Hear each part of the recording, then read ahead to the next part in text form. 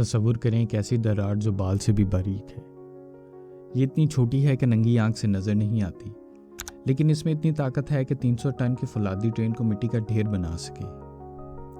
3 जून 1998 Germany की फ़ख्र कही जाने वाली IS-884 ट्रेन अपने अंजाम की तरफ बढ़ रही थी।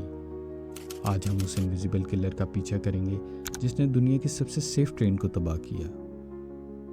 टाइम टीवी के वीडियोस में नाजरीन एक बार फिर से खुश आमदीद। नाजरीन, 1991 में जब IS-1 लॉन्च हुई तो ये दुनिया के लिए एक मिसाल थी। इसके ब्रेक कंप्यूटर कंट्रोल थे, इसका ट्रैक अलग था और इसकी स्पीड दुनिया की तेज़ तरीन ट्रेन्स में शुमार होती थी।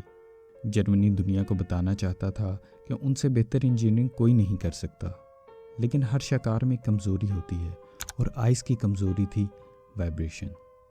ट्रेन जब 250 किलोमीटर की रफ्तार पकड़ती तो मुसाफिरों के कॉफ़ी कप हिलने लगते, डाइनिंग कार में प्लेट्स गिरने लगती।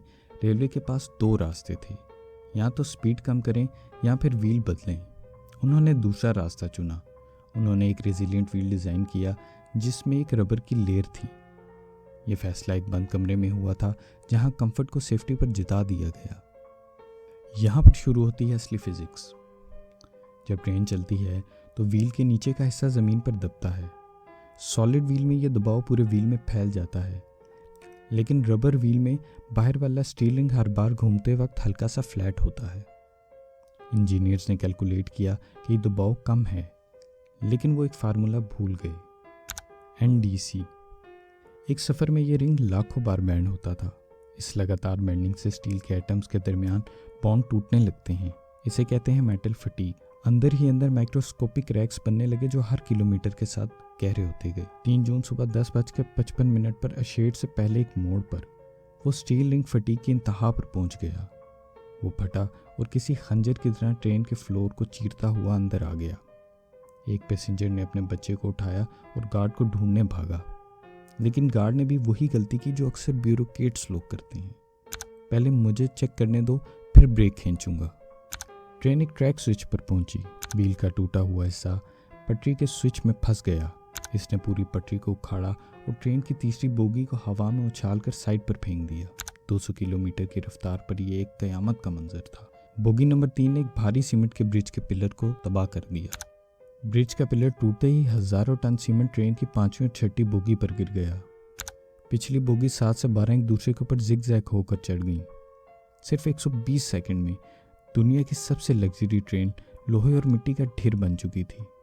101 लोग इस ढेर के नीचे हमेशा के लिए दब गए। हादसे के बाद वहाँ एक अजीब खामोशी थी। धूल और धुआं ख़त्म हुआ तो मंजर खौफनाक था।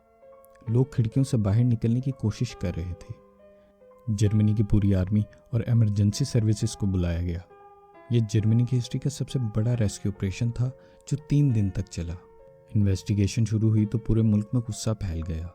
इन्वेस्टिगेटर्स को पता चला कि हादसे के कुछ महीने पहले हैनोवर के स्टेशन वर्कर्स ने एक व्हील में हल्का सा क्रैक देखा था, लेकिन उन्हें कहा गया कि ये माइनर है। रेलवे ने कभी इन व्हील्स को 280 किलोमीटर की स्पीड पर टेस्ट किया ही नहीं था। उन्होंने सिर्फ कंप्यूटर सिमुलेशन पर भरोसा किया। स्टील रिंग्स को चेक करने के लिए अल्ट्रासाउंड ज़रूरी था, लेकिन कंपनी ने कॉस्ट बचाने के लिए सिर्फ टॉर्च और आंखों से इंस्पेक्शन का ऑर्डर दिया। आज दुनिया में किसी भी ट्रेन में रबर व्हील्स नहीं लगाए जाते, लेकिन सवाल यह है, क्या 101 लोगों की जान की कीमत सिर्फ एक डिज़ाइन चेंज थी? आज हम AI और हाइपरलूप की दुनिया में जी रहे हैं। हम अब भी वही कंफर्ट और स्पीड ढूंढते हैं, लेकिन याद रखिए, इंजीनियरिंग में कोई शॉर्टकट नहीं होता। अगली बार जब आप किसी तेज़ रफ्तार ट्रेन में बैठें तो सोचें, क्या आप वाकई महफूज हैं या आप सिर्फ एक और एक्सपेरिमेंटल डिज़ाइन का हिस्सा हैं? कमेंट में अपनी राय ज़रूर दें और सब्सक्राइब करें ताकि ऐसी ही मज़ीद सच्चाइयाँ आप तक पहुँचती रहें।